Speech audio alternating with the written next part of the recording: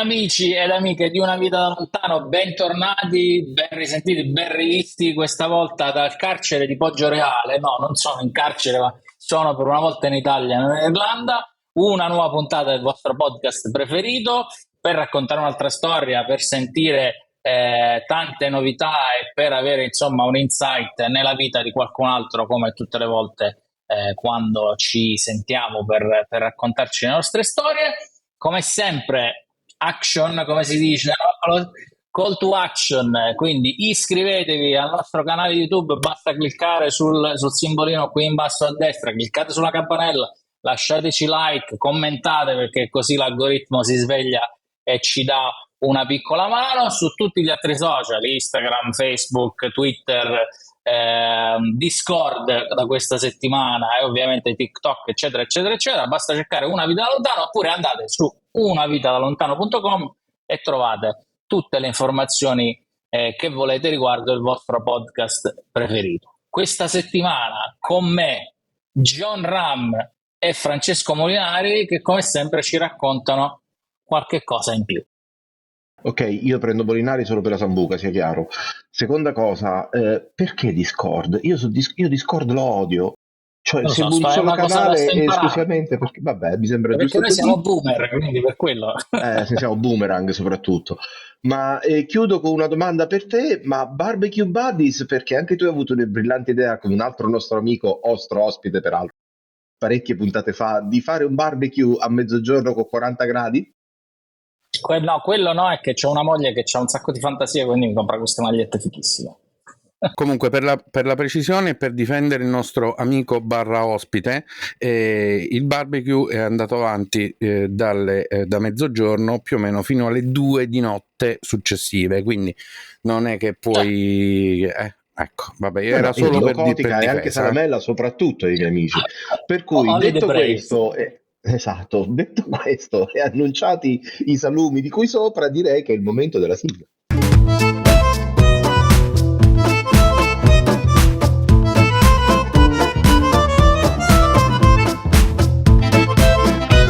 Ciao a tutti, ciao Piero, ciao Raffaele, diamo il benvenuto ai nostri ospiti, che quest'oggi sono due. Io sono molto felice perché è una puntata, diciamo così, diversa dalla normalità, ce ne sono due, per cui io prima di cominciare, così me ne posso dimenticare, do i numeri della trasmissione, poi darò come sempre semplicemente i numeri.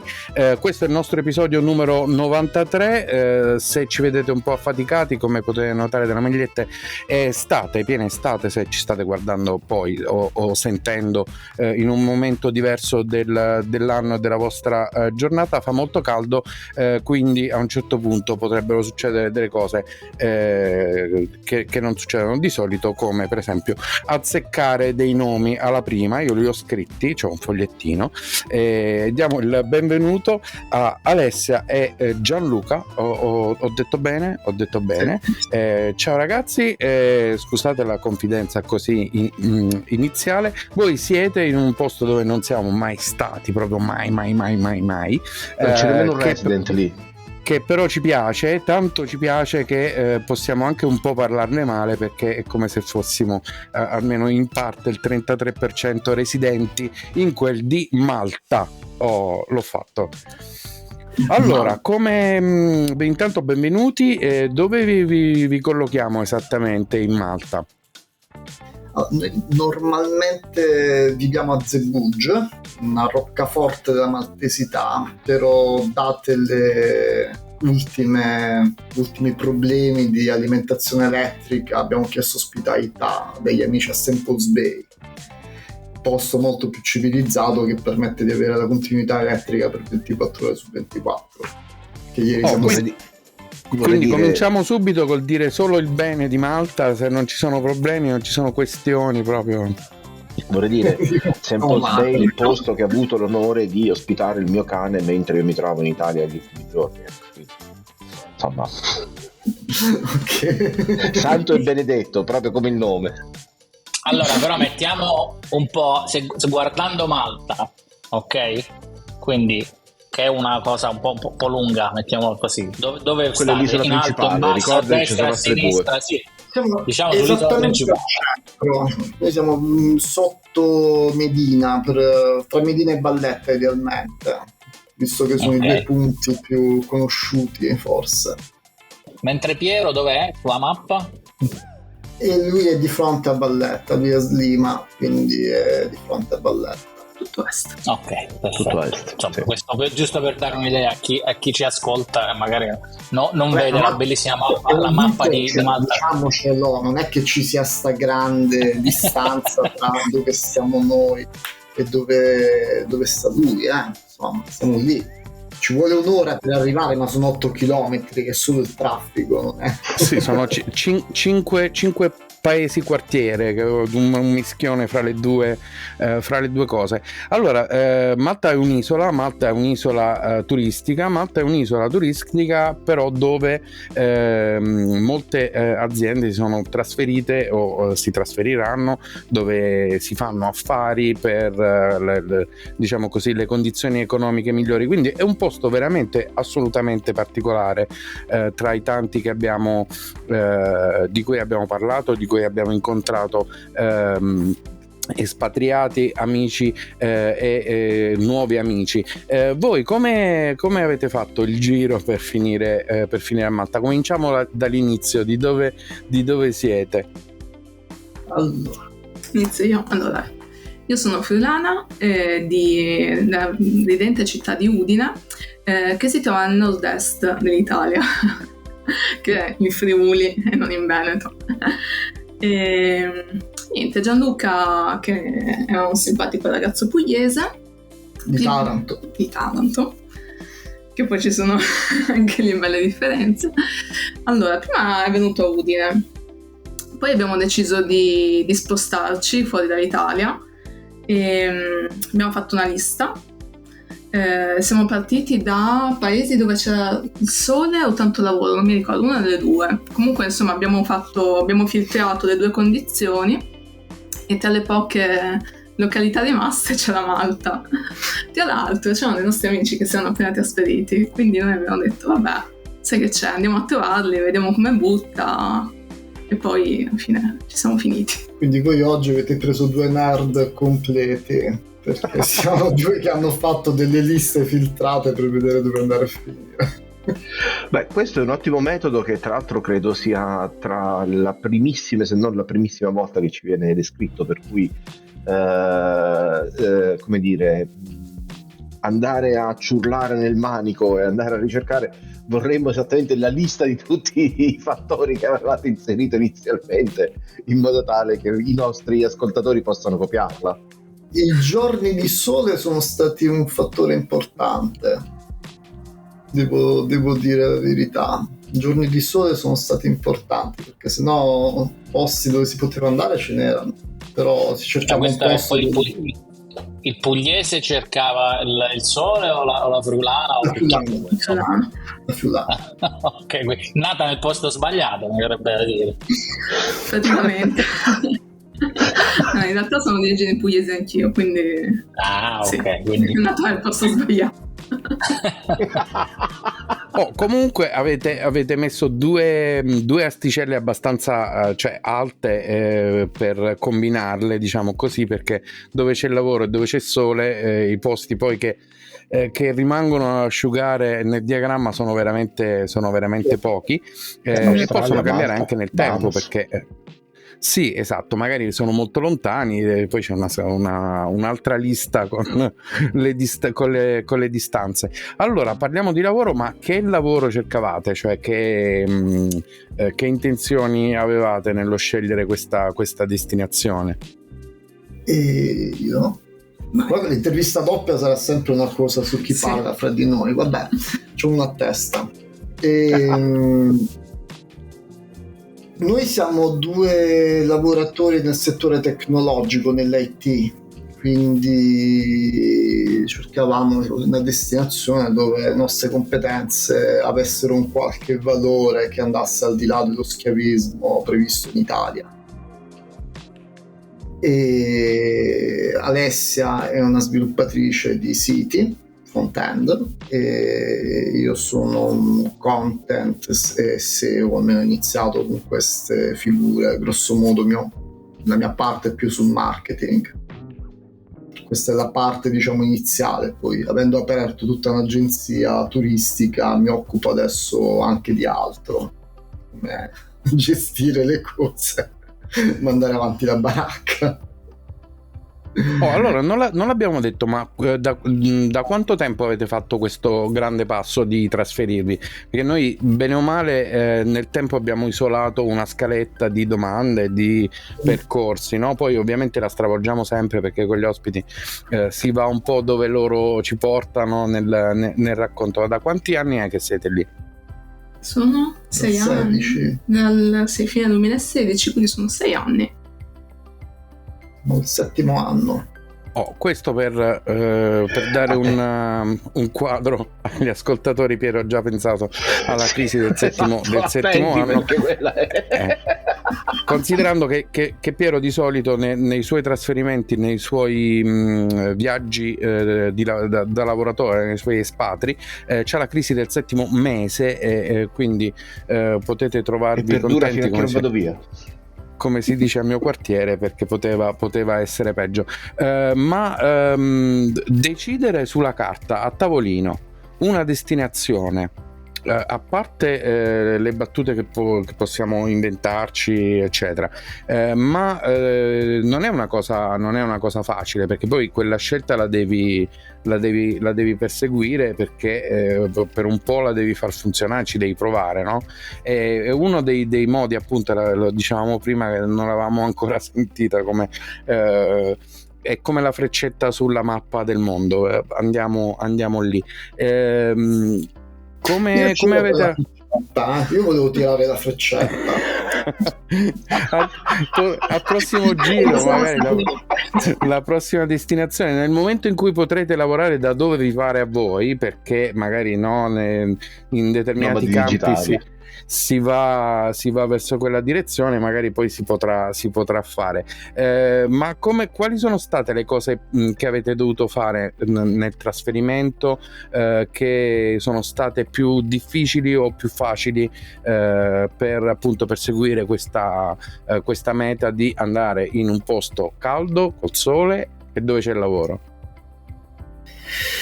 Ma in realtà grandi difficoltà non ne abbiamo incontrate, perché il settore tecnologico in questo momento, e anche 7 anni fa, Malta è a corto di manodopera. Sicuramente 7 anni fa era più semplice, perché il costo della vita a Malta era praticamente la metà, quindi avevi bisogno di meno risparmi da portarti dietro, diciamo, per arrivare a stabilizzarti. Però poi, diciamo, dal punto di vista lavorativo, il lavoro si è trovato subito, non è stato difficile. Tra l'altro io un po' di lavoro in Italia già ce l'avevo, perché mi occupavo di sostanzialmente scrivere contenuti per siti vari, siti turistici, quindi già ero un lavoratore da remoto. Il fatto che stessi in Italia o altrove non è che mi ha cambiato più di tanto. Lei ha fatto un colloquio. Io al primo colloquio ho accettato, quindi insomma. Quindi è stato proprio facile, nel senso che siete arrivati. Sì. Insomma, un po' come era da qualche anno fa, diciamo. Ma in realtà, guarda, da sviluppatore è molto semplice in Malta, veramente molto semplice. Puoi scegliere quello che ti piace, quindi io ero presa un po' cioè venivo dall'Italia, che è un panorama completamente diverso, quindi il primo che mi ha fatto un'offerta buona, ho parlato con un mio amico che si era appena trasferito lì ed era anche lui sviluppatore, e mi ha detto: ma sì, l'offerta è buona, prendila. E la prendi, cosa fai? Dici di no, cioè non aspetti neanche, proprio vai dritto per dritto. Senti, forse rispetto, la cosa... diciamo, sì, no, dicevo, le condizioni di lavoro, adesso mettiamo proprio visto che abbiamo aperto questa parentesi, quindi contratto, hai cominciato a lavorare rispetto all'Italia, perché poi facciamo sempre questo paragone, no? Adesso è stato diverso, più facile, più semplice, migliore, più soldi, meno soldi, più benefits, insomma.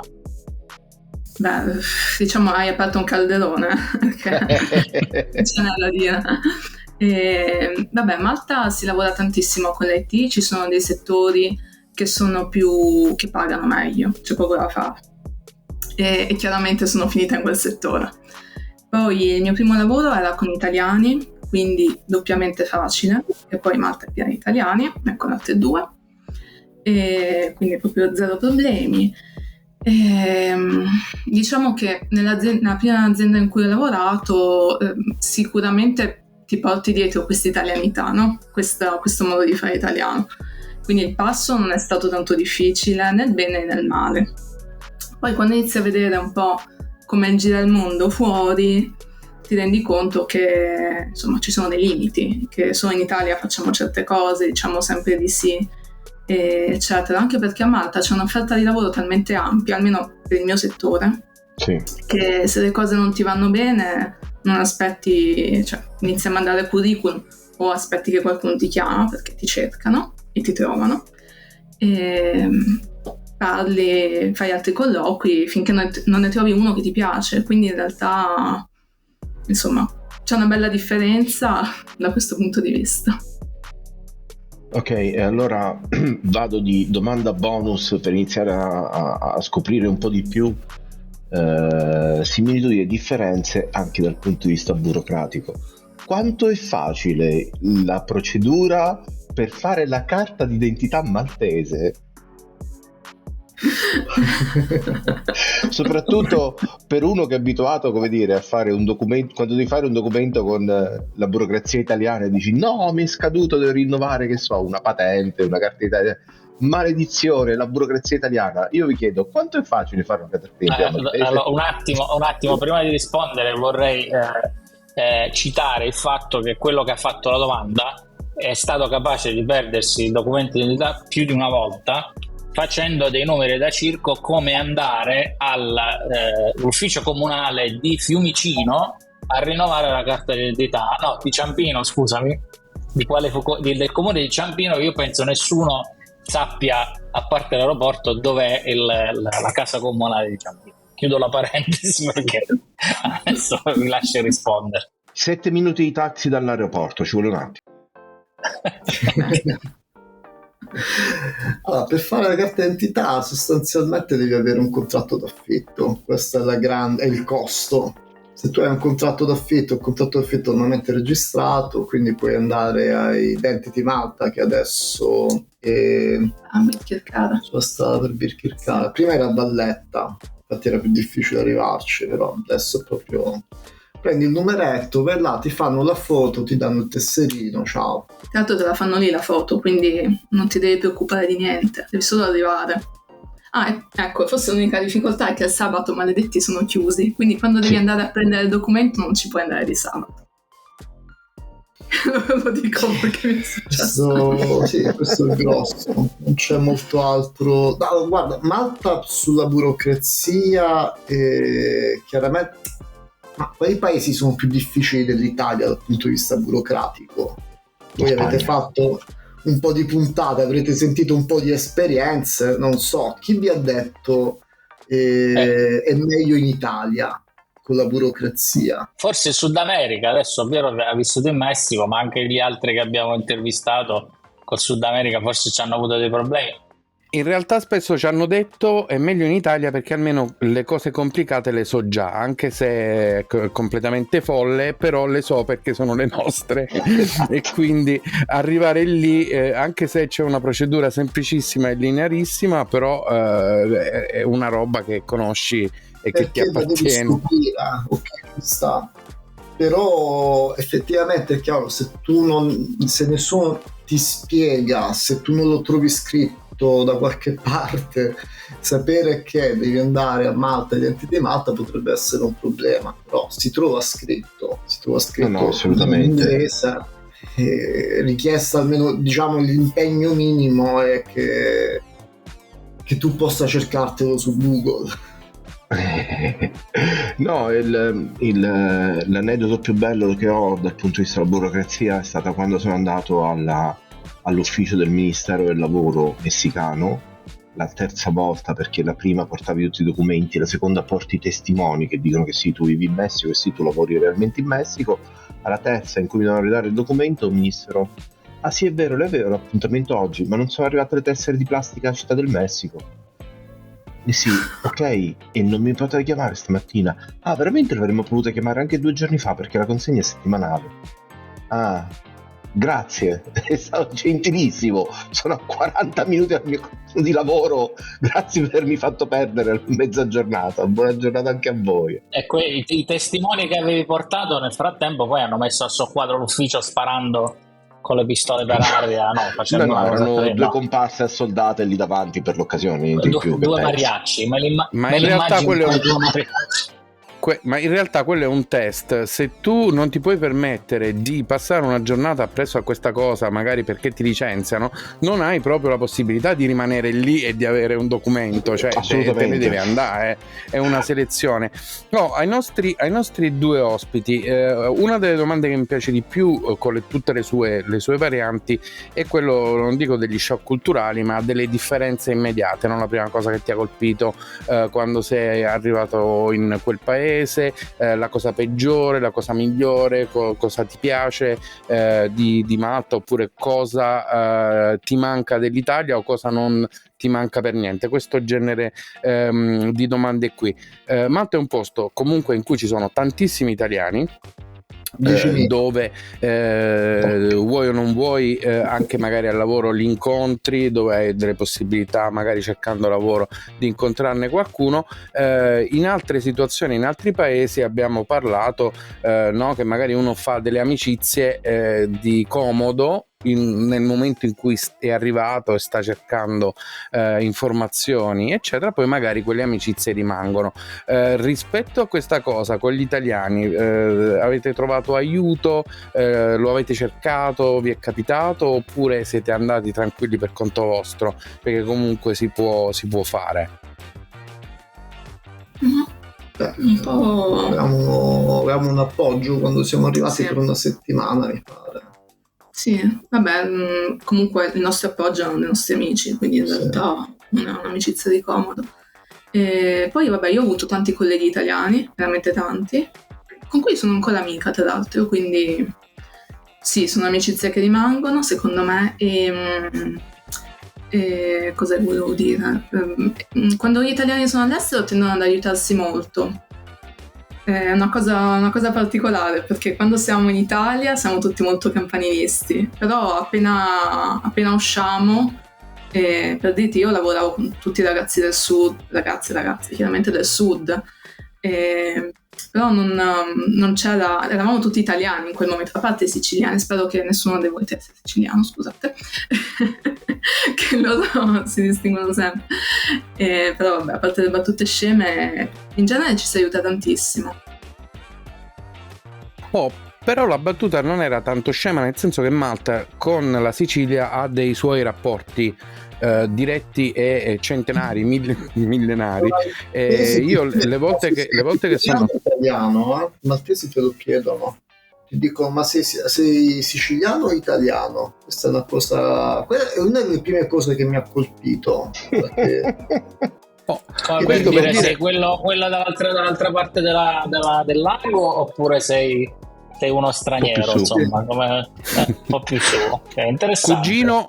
Cugino o cugino di secondo grado, perché in realtà con Malta noi abbiamo appunto dei rapporti lontanissimi nel tempo e anche un'affinità in generale. Poi non siamo uguali, ovviamente, se no non sarebbe così divertente appunto interagire. Fino al 1930 c'era una forte componente filo-italiana che voleva liberarsi del dominio britannico e voleva entrare a far parte del Regno d'Italia.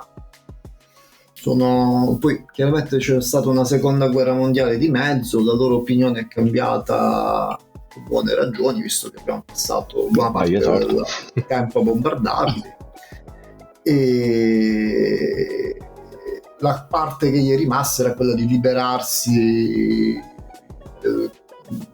del dominio britannico. Infatti ci ho messo poi altri 20 anni, 30 anni per diventare uno stato indipendente. però qui d'Italia non ne hanno più voluto sapere niente.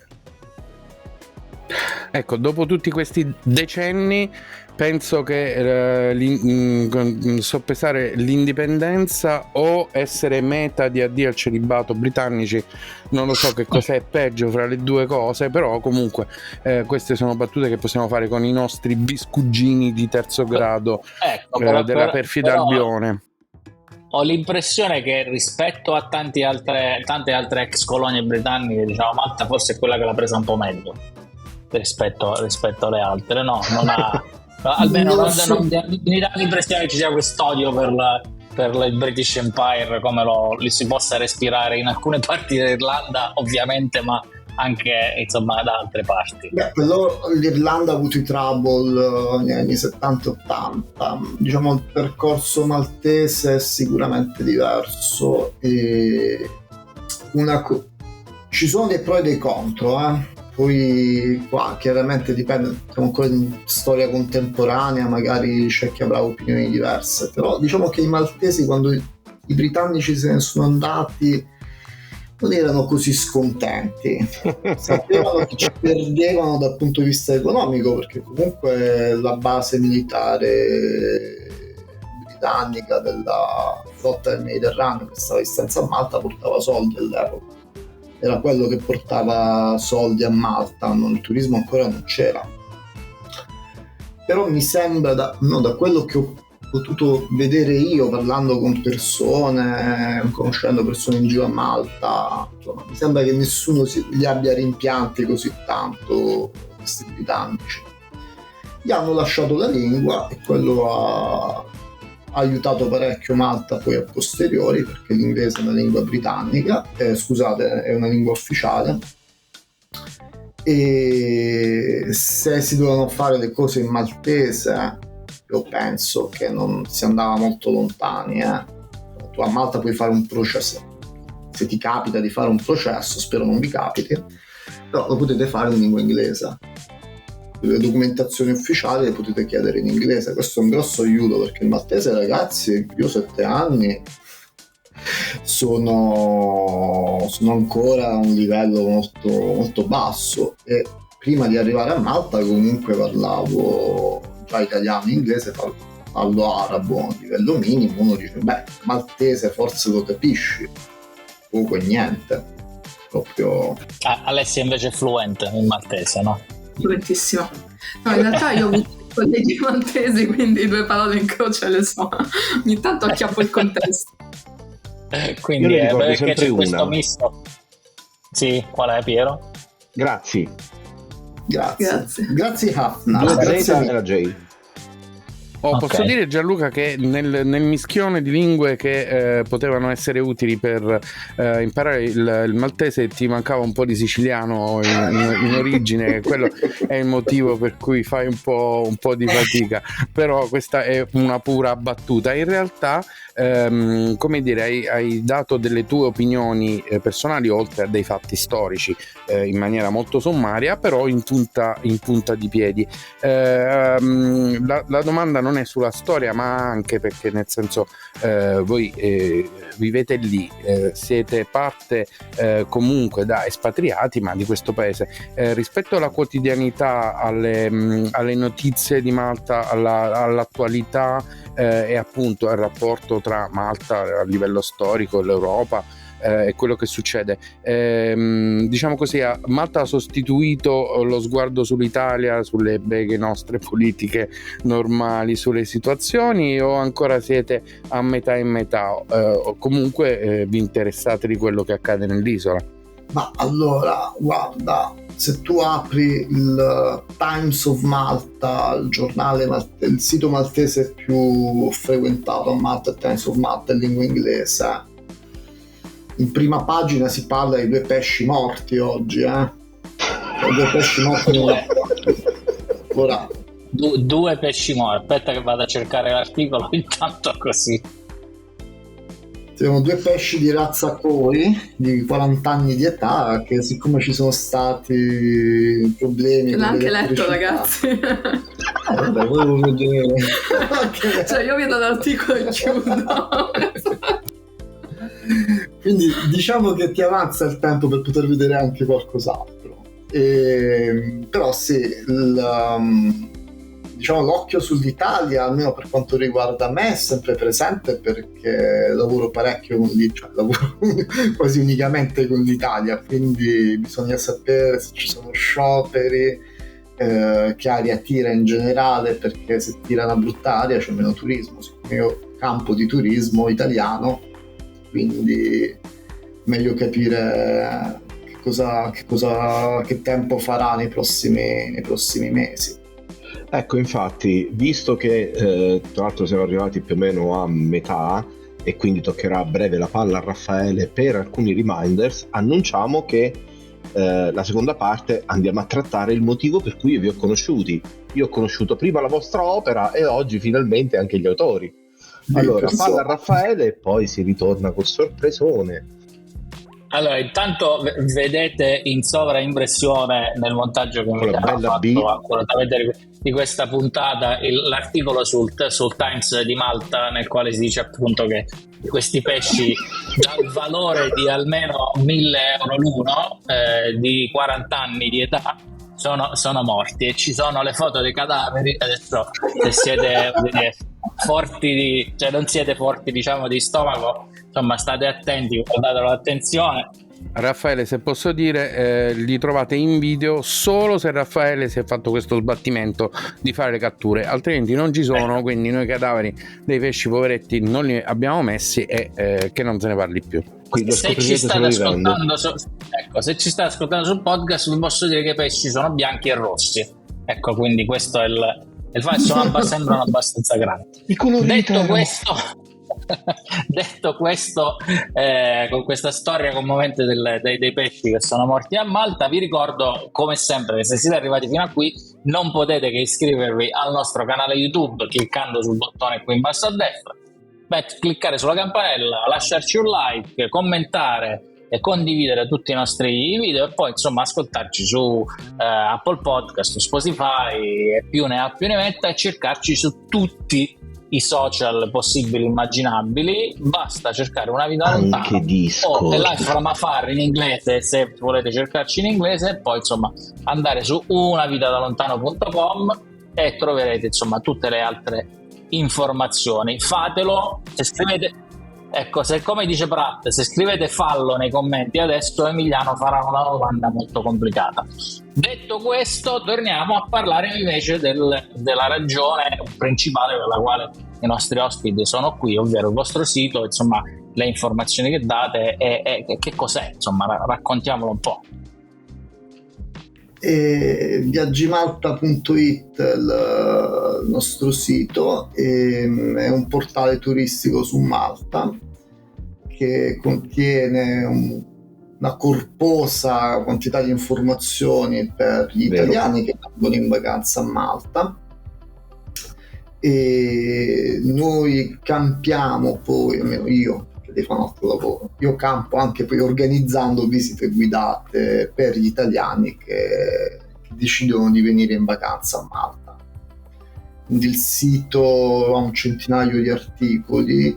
Qualcuno mi ha detto che stampando tutto venivano su 200 pagine, io non le ho contate, e lo mantengo aggiornato chiaramente con tutte le interessanti notizie su autobus, linee degli autobus che cambiano, linee notturne degli autobus che spariscono e via discorrendo. Insomma, spiagge che spariscono, anche quello succede, che ogni tanto una mareggiata si porta via una spiaggia, e questa è la nostra, diciamo, opera principale, che unica praticamente, e l'ho scritto quasi tutto io. Lei ha fatto la parte tecnica e le foto, una parte delle foto ce le siamo divise a metà. Però sì, abbiamo fatto praticamente tutto noi, tutto dalla A alla Z, sia il tema di WordPress che l'ultima delle foto, possiamo dire che è tutta colpa nostra, non c'è nessuno.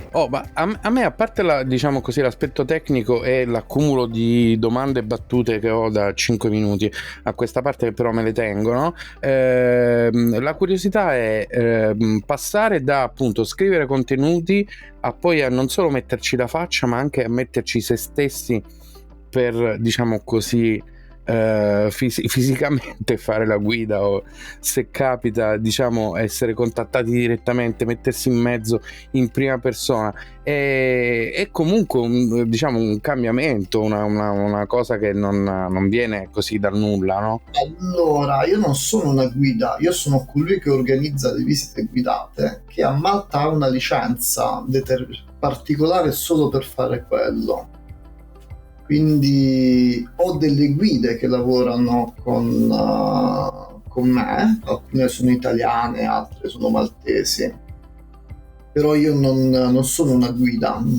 Per diventare turistica a Malta.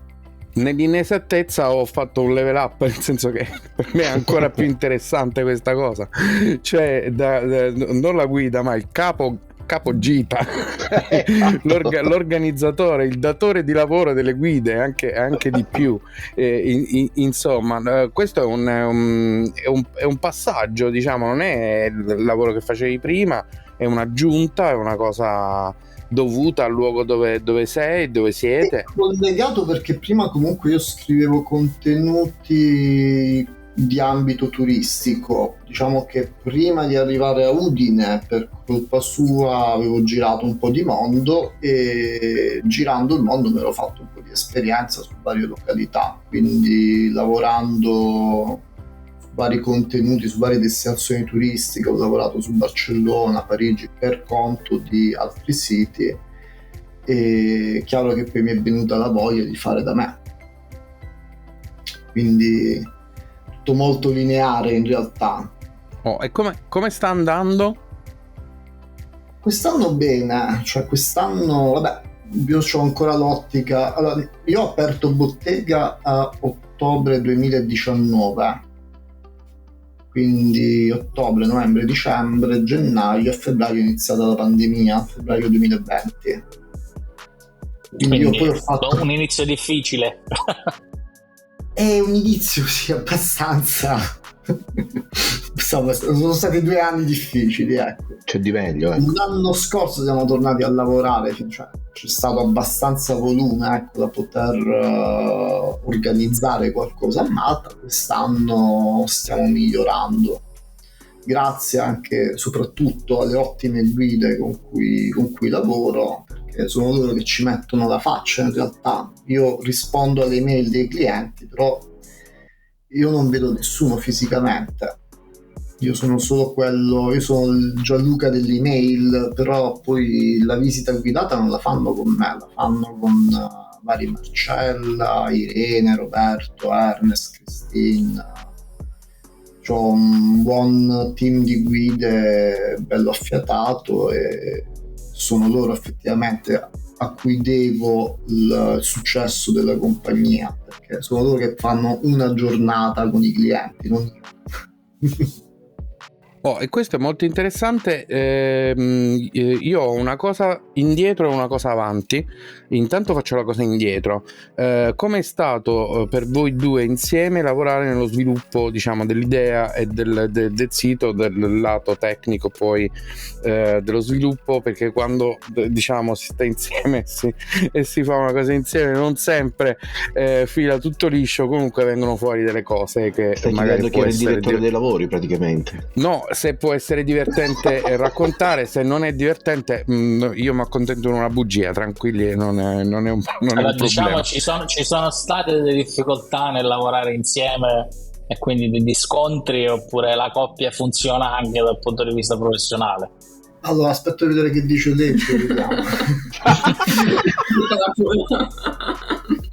Allora, possiamo dire che è molto pignolo, però sono anche io molto pignola, anche perché il mio lavoro alla fine lo richiede, quindi le sue richieste, per quanto un po' E le ho accettate e quindi in realtà non ci sono stati disaccordi, scontri, perché alla fine siamo due persone abbastanza razionali, come si è potuto capire, e quindi anche se rompeva fino alla fine sapevo perché, quindi cosa fai, non l'accontenti, poi alla fine possiamo dire che il nostro sito è un po' il nostro pargoletto e quindi cosa fai, non cerchi di farlo al meglio. Abbiamo passato serate a cercare di velocizzarlo, insomma, fare ottimizzazioni varie. Ho cercato, anzi. Però alla fine ci sta. È stato un lavoro di team, possiamo dire. Ha funzionato anche da questo punto di vista. E poi la parte dello sviluppo, diciamo che insomma la risposta di Alessia insomma non ha svelato cose, non ha creato insomma ulteriori volevi codice sorgente. Esatto. Mi dispiace. Esatto, allora diciamo che adesso è il sito di famiglia, questo il sito progetto comune, e ovviamente però avete avuto bisogno di persone per appunto poi fare da guida. Vedi, nell'inesattezza adesso io ho tutta una cosa in positivo, perché mi esalta questa cosa che avete dovuto trovare, comunque Gianluca ha dovuto trovare delle persone adatte, le ha dovute conoscere, le ha dovute valutare per vedere se potevano essere inserite in questo discorso. Tutto ciò in un paese che non è il vostro, facendo un'attività turistica per degli altri italiani, quindi una roba che c'ha tutta una serie di robe complesse e belle allo stesso tempo. Su questa cosa dei contatti umani, della vostra rete di relazioni e di anche relazioni professionali che avete in questo momento, cosa ci potete raccontare? Allora, per quello che riguarda gli inizi, se ti devo dire la verità, è stato complicato. La parte complicata è stata convincere qualcuno che io potessi formare dei gruppi di italiani soltanto con un sito. Ora, per quanto Malta sia una destinazione, cioè sia un hub del IT, quindi c'è parecchia manodopera specializzata che si occupa di marketing online, è una bolla che vive un mondo separato, e in molti altri settori, ma a Malta si lavora come si lavorava prima di internet. E posso dirlo perché parlando con le guide, so che ci sono, la maggior parte delle agenzie non lavora come lavoro io, cioè mettere un foglio di calcolo condiviso per qualcuno è stata una rivoluzione copernicana. Quindi sembra strano, perché uno dice beh, a Malta c'è così tanto IT, c'è tutto il settore dell'iGaming eccetera, no? Quindi pensi beh, qualcosa colerà, qualcosa arriverà anche in altri settori. Non è così affatto. Tu puoi trovare ad avere a che fare con aziende che lavorano col telefono. Se io voglio organizzare una visita guidata a Gozo, devo prendere il telefono, devo chiamare per i trasporti, perché se no non c'è email, non c'è WhatsApp, non c'è nulla. Non c'è WhatsApp. Quindi hai una realtà che è molto strana, perché cioè, tu pensi che siccome Malta è un posto, no, dove c'è tutta questa gente specializzata, però sono delle specializzazioni che rimangono dentro una bolla. Cioè io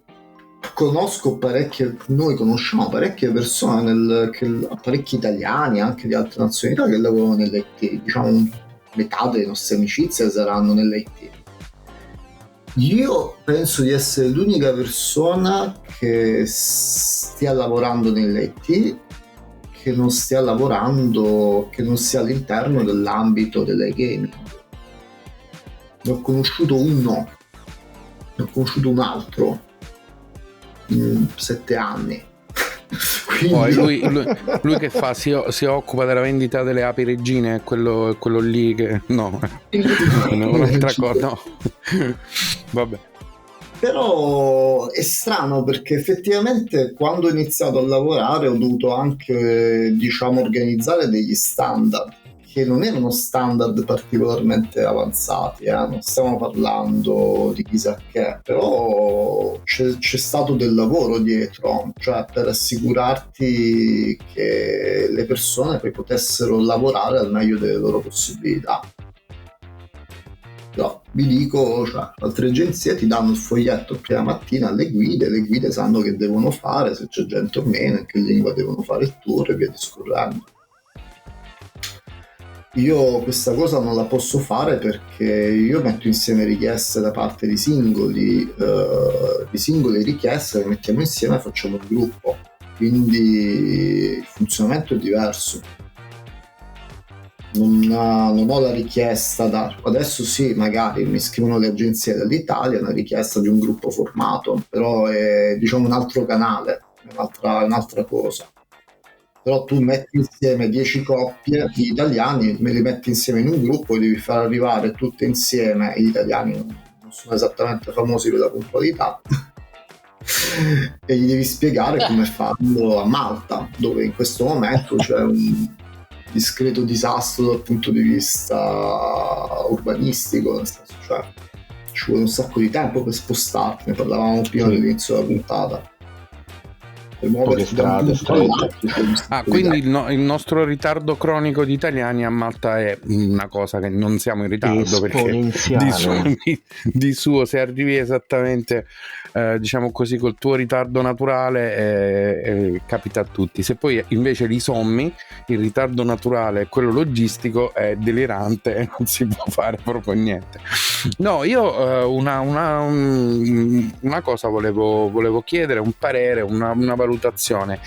Se intanto secondo voi questo tipo di impresa, di iniziativa coronata da finora un successo e quindi uno sviluppo continuo, se era o non era possibile in Italia o in altri paesi, perché la condizione maltese è proprio sua, assolutamente unica e particolare, non si può diciamo tanto paragonare, magari qualche altra isolona un po' più grande in altre parti del mondo, non so, Cipro, che non conosco benissimo. Io sono consulente per altre attività di questo tipo, quindi lavoro anche con altre destinazioni e ti posso dire che nessuno è profeta in patria, sono tutti italiani, nessuno è profeta in patria. Organizzarlo in Italia con gli italiani sicuramente è possibile nelle grandi città d'arte, però probabilmente sarebbe più sensato lavorare su un mercato straniero, nel senso parliamo di stranieri che vengono in Italia in vacanza, francesi, tedeschi, anglosassoni, allora lo troverei più sensato, se non altro per le destinazioni che conosco, nel senso per la Puglia, ecco, se dovessi pensare alla mia regione, la Puglia, probabilmente punterei a un mercato straniero, però è una domanda che mi è stata fatta varie volte. Io non so dal punto di vista burocratico cosa ti serva, però mi tremano i polsi. Vabbè, poi per organizzare in Italia in questo momento avresti la concorrenza di una virtual influencer così tanto di successo che probabilmente sarebbe anche complicato iniziare.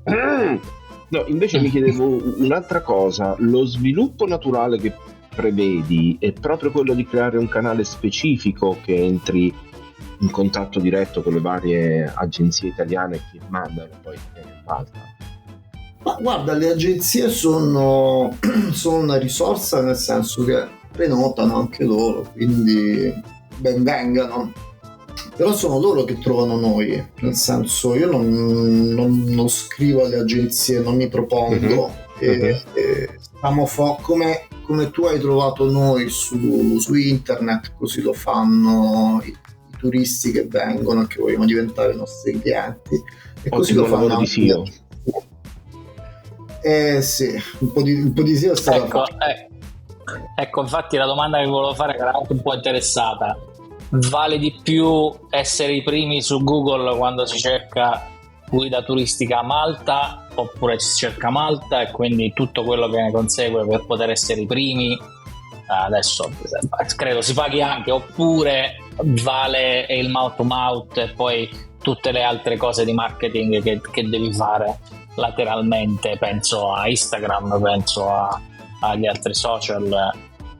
Ma guarda, sui social si dice che tu sei una notizia in cerca di un lettore, e su Google tu stai fornendo la risposta a una domanda. Se la gente sta cercando visita guidata a Malta, io credo che sia la loro intenzione sia ben chiara, quindi è meglio essere i primi in quello. Però ti posso anche dire un'altra cosa, che non è quella la parola chiave importante, perché le persone che arrivano su viaggimalta.it spesso ancora non sanno di voler fare una visita guidata.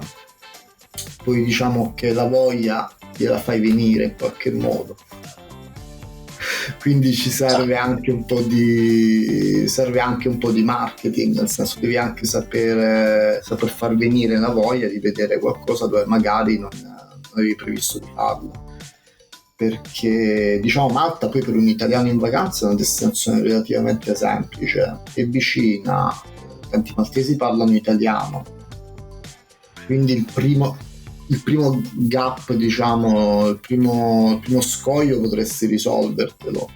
Poi c'è anche da dire che molti italiani comunque scelgono Malta come una destinazione balneare. Sì. Allora, io sono pugliese, quindi di spiagge qualcosa ne capisco, non so, non mi sfugge perché la gente voglia venire a Malta in estate per fare il mare. Io lo sconsiglio, e viviamo a Malta, quindi non capisco, cioè ci sono 20 spiagge sull'isola maggiore, altre 10 a Gozo, sono spiagge servite che devono servire 500.000 di persone, cioè. Sì. La spiaggia più lunga è lunga 1,5 chilometri, una roba al genere, mi ricordo che dato sì, la più lunga a Malta mi pare che sia di Rabbei, e non so quanto gli sia rimasto. Tra l'altro poi ci sono state mareggiate in inverno, quindi anche lì si è un po' ridotto, però sì, mi pare che era 1,5 chilometri, ma molto stretta, diciamo, per lo standard nostrano, è l'unica.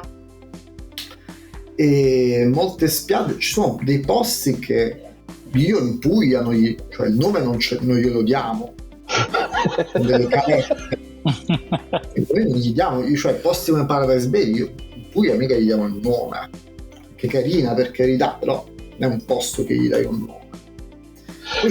Poi ci sono proprio le fregature, no? Tipo Pretty Bay fanno sempre vedere un lato di Pretty Bay. Dall'altro c'è una discarica, no? No, dall'altro c'è il Freeport, quindi più o meno.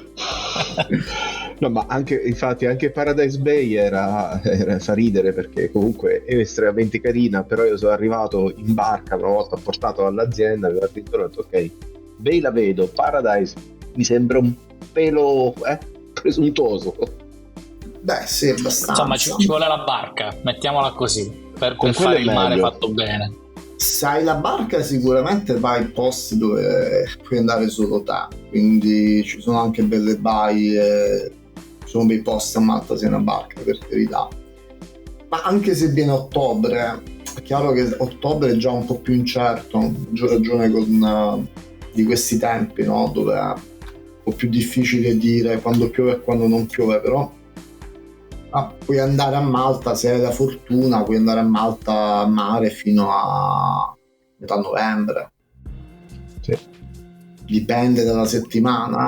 Cioè, ricordo, non so se era l'anno scorso, 2 anni fa, un ponte di Ognissanti molto piovoso, un disastro totale, però poi 2 settimane dopo c'era il sole e siamo andati a mare senza problemi, c'erano 24-25 gradi, si stava benissimo, non c'era nessuno. Ma anche a primavera, ad aprile è stato un mese meraviglioso, poi in maggio sono arrivate le piogge un po' interrotte, ma aprile era stato bellissimo.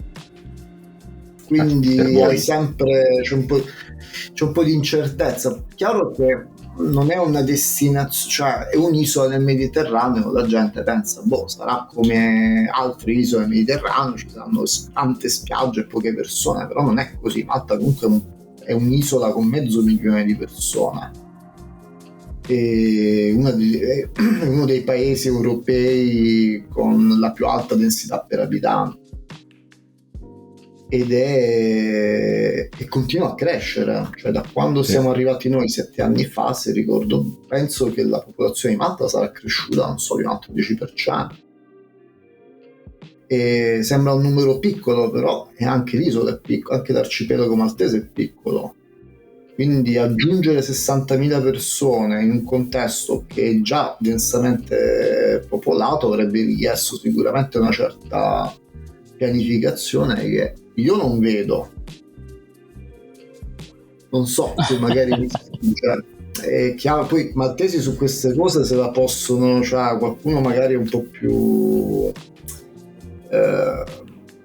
diciamo, qualcuno se la può prendere, però la verità è che insomma non è che ci sia tutta sta pianificazione.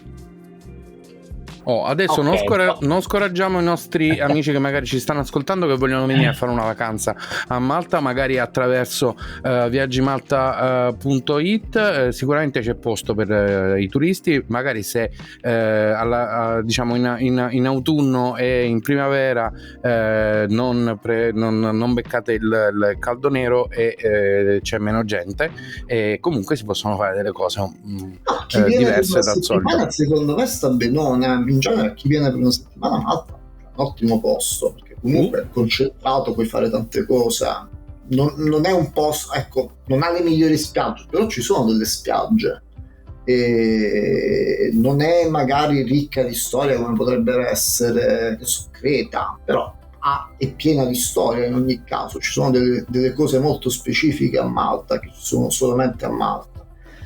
Diciamo, ecco, che noi iniziamo anche ad avere l'occhio, iniziamo un po' che ci stiamo, e abbiamo anche l'occhio dei residenti, cioè di chi vive ogni giorno tutta una serie di problemi che comunque sono presenti.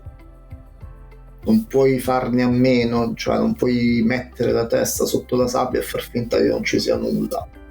E questa cosa la prossima volta, se ci sarà una prossima volta, come spero, un'altra puntata con voi, cercheremo di distinguere questa cosa dei residenti e dei lavoratori dell'ambito turistico, perché diciamo che fanno una specie di cortocircuito a un certo punto. È come, diciamo così, come raccontare i trucchi del mago mentre li stai facendo, non è proprio il massimo. Però a parte questa cosa leggera, noi stiamo andando verso la fine, perché abbiamo quasi raggiunto l'ora di puntata. Non abbiamo fatto quell'eccesso così di scemeria che ogni tanto ci capita di fare. Non abbiamo parlato di cibo per niente, però è una cosa che a me mi lascia assolutamente basito, in uno dei posti dove comunque non mi sono mai preoccupato di cosa mangiare o cosa non mangiare, perché diciamo esci di casa, puoi scegliere, la cosa peggiore che ti può capitare è mangiare. né bene né male, la cosa peggiore è che mangi, poi dopo si vedrà. Io sono il primo a fare i saluti, ho cominciato io questa cosa del finale. Vi voglio chiedere entrambi, se rispondete uno per volta, se c'è qualcosa che vorreste dire a chi vuole venire o a vivere e lavorare a Malta, o che vuole appunto conoscere l'isola un po' meglio che non il turismo normale. Se avete proprio una cosa finale che vi è venuta in mente, che non vi abbiamo chiesto o che non avete potuto dire prima, ditelo ora, così, cioè il momento diciamo free, libero. Chi inizia? Tu. Grazie, patata bollente. Dunque, allora, una cosa che può frenare quando vivi è che si guida a sinistra, al contrario. Però, e all'inizio sembra un gran casino. Però ragazzi, si può fare. Impari a guidare come guidano i maltesi, che potrebbe non sembrare un complimento, però se l'ho fatto io, ragazzi, si può fare. Questo mi sembra un buon messaggio rapido e indolore. Ok. Voi immaginate questa piazza friulana che guida in una città tutta ordinata, tutta precisina, la gente mette le frecce, eccetera, eccetera, poi trapiantata a Malta da un giorno all'altro. È stata per lei un'esperienza, cioè, ogni tanto si sveglia di notte urlante ancora, però No, dai, si può fare. io per chi vuole venire a vivere e a lavorare a Malta suggerisco di studiare bene cosa vogliono fare. Questo è tutto quello che gli posso raccomandare, perché ho conosciuto tanti italiani qui che sono venuti un po' alla bersagliera e forse un po' di preparazione credo che sia necessaria. Questa è l'unica grande raccomandazione che posso fare, e poi chiaramente di tenere duro, perché non tutte le cose vengono come le hai pianificate, ecco. E questo è quanto. Bene, allora io vi ringrazio di essere stati con noi e spero che rifaremo un'altra puntata, magari quando diciamo così, il sito si ingrandisce, le cose cambiano, succede qualcosa di interessante o diverso, fatecelo sapere. Sì, altre cose, però guarda, se quella è la notizia di prima pagina, io quasi un pensierino ce lo farei, perché viste le nostre prime pagine può succedere veramente molto ma molto peggio. Quindi io sono il primo a salutare e ringraziarvi, grazie ancora di essere stati con noi, un saluto anche ai nostri ascoltatori. Lascio casualmente, nel senso, chi si prende sta cosa tra Piero e Raffaele per continuare i saluti e la ridda finale. Va bene, io innanzitutto vi ringrazio per tutto l'aiuto che voi inconsapevolmente mi avete dato in questi mesi con tutte le persone che mi sono venuti a trovare.